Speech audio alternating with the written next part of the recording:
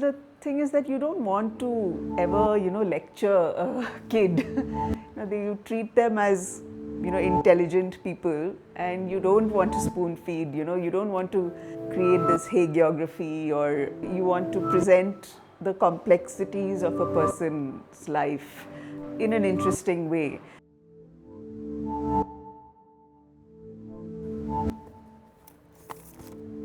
Okay. It's in a different language. The copy I have is in Chinese. So it's actually this. It's called the Baby Bahadur series, and this was the first lot. It's a story about an elephant who forgets how to sleep, and it follows that very sweet picture book format where he goes to different animals and asks them, "How do you sleep?" And at the end of it, he's so tired that he sleeps off himself. I think this was 2003. Okay. Yeah. And this was a Chinese edition that came out much later. So this book then became popular and became a set of 5 different books. And there's another, so the focus is on a different animal each time. Yeah. It's so funny when you look at your old work, you see only mistakes. And so it's a bit embarrassing also, but yeah, I used to, I think, draw elements separately on different pieces of paper and then put it all together on Photoshop. Yeah. So, one elephant would be on, and I used to use terrible cheap paper. I think I made this whole thing on copier paper. And recently, I think there was an exhibition at Lightroom bookstore, and they wanted some artworks of mine, and nothing of my earlier work exists because I used to function like that. I had no respect for my work. And you can see, bits of like you can see like white edges and all that. But I think children are more forgiving. I worked on one non-fiction project initially, which was Indira, which was my the comics project. It's on the life of Indira Gandhi, and was meant for young adults. And I think, as the way things function is, you do something and then somebody sees that work that you've done and then proposes another project which would be similar. But what is interesting is that though these projects have been similar, they've all kind of followed also different formats. So Indira would be like a hybrid sort of a graphic novel plus narrative prose. That's the Indira format. So it's part of it is told in comics. So the non-fiction part is all in comics format, while there is a fictional element that has been added, which is this.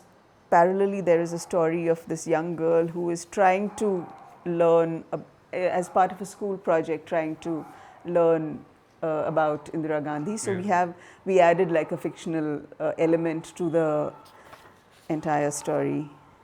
So something like this, I think even in non-fiction, it's nice when you take like liberties to add fictional elements into it. So she spent a lot of time in Allahabad, her childhood. So we traveled to Allahabad to just get a sense of what the city was like. This was the section where we wanted to talk about her marriage to Feroz Gandhi. Yeah. So at the time she married Feroz Gandhi, there was a lot of gossip going around because it's an inter-religious marriage and daughter of the Prime Minister. Who is she marrying? Yeah. So we sort of wanted to have this. We decided to kind of keep this aerial view of Allahabad. Yeah. It's not a geographically accurate map, but it provides that space, for creating these fictional elements, people to talk about her so that you can kind of, again, pass on information, but it's not, in a typically point by point way. I have an English version of this, thankfully. this one. It's called When Ali Became Bajrangbali. This is, it was written by Devashish Makhija. He's a filmmaker. Why I really liked this book and I feel that it was important was that, I mean, for the first time, I think I got a manuscript which was very different from the others in the sense that it was, I think it was political. You know, the book was actually had a layer of politics. And mostly, usually when you think of children's books, you know, people say, oh, so cute. But children's books are not just cute. You know, it's, there's a lot, you know, there are many layers that you can add to it. So this was, on the face of it, this book is about, you know, a group of animals trying to save a tree from being cut out, cut. But I think the way the story was written was, so Devashish lives in Bombay, and he basically was looking at the image of a chawl, like a, you know, chawl where you know, there are these balconies and people, these one-room tenements. And he wanted to somehow use that visual metaphor in, you know, in one of the pages. So we discussed this with the publisher, and we sort of made the tree kind of look like a chawl.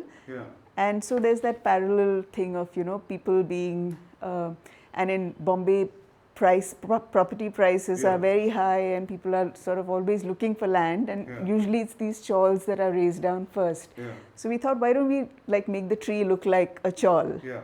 And visually we tried to do that, you know, like these little balconies and with animals within those balconies. So there was a layer of, you know, that politics in the book. Again, it's not in your face, but like a book is also a shared experience, right, between a parent and a child. So it really, there's that space for having a conversation when you're sort of reading out a book to your child. And children are different. They might get the idea, they might not get it, but it's okay. It's called Beauty is Missing. And it's about a buffalo that goes missing in a village in Kerala. Now, this is for a fictional book, but at the same time, it does need. So, there are some things that I know instinctively, you know, like what people might wear, or, but say, the inside of a police station, you know. So, for that, I would maybe start, I mean, if I could, I would just walk into a police station in Kerala, but I made this book during COVID, and that was not a possibility. So then I would look up a lot of, you know, Malayalam cinema has a lot of police stations and police officers and things like that. So I did refer to, you know, some of that. Things like, you know, what does a policeman's uniform look like? So the main inspector is also, there's this character called Suresh Gopi, who always kind of acts as this really macho cop in Malayalam films, and he's now like also a member of parliament. He's an MP. So he was my reference for this cop who is not doing his job very well. This slightly. This guy with that typical male ego, who, and then the whole thing of, you know, I mean, that there might be a Xerox machine within the office, or though it's like a very boring thing, what would the color palette of the police station be? And all the, you know, the signs like, so this is actually, I can't remember now who this person was, but he was one of those most wanted people in Kerala. And this one, I was looking at also ads, you know, of lost people. And it says, this says Karnanilla, which is cannot see.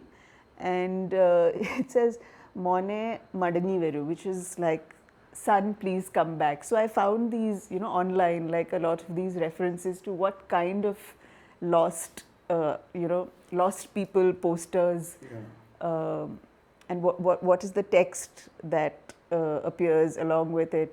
So stuff like that, which might just be small details, but it adds. Yeah. I think it adds a lot of value to the book. And again, like I said, you might be reading it with a parent, so that you leave something for the parent also to chuckle along with. The way to kind of stereotype a book is to just give a working person, one of those typical Kerala saris. But no, they don't wear Kerala saris while they work. Yeah. They wear nighties, and that's like the most comfortable, garment to work in.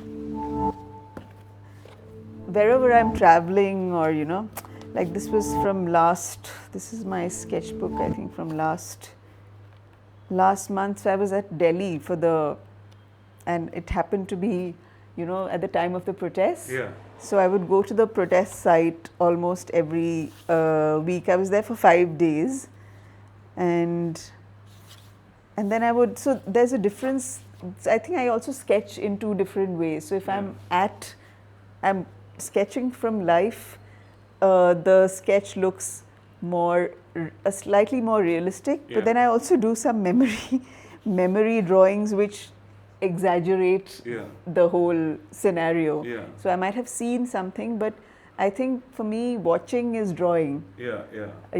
You're kind of observing someone, and you're actually, in my head, I'm actually drawing that person by just observing that person, because a lot of drawing really happens, I feel, in the head. Your hand is just like an extension of what you saw.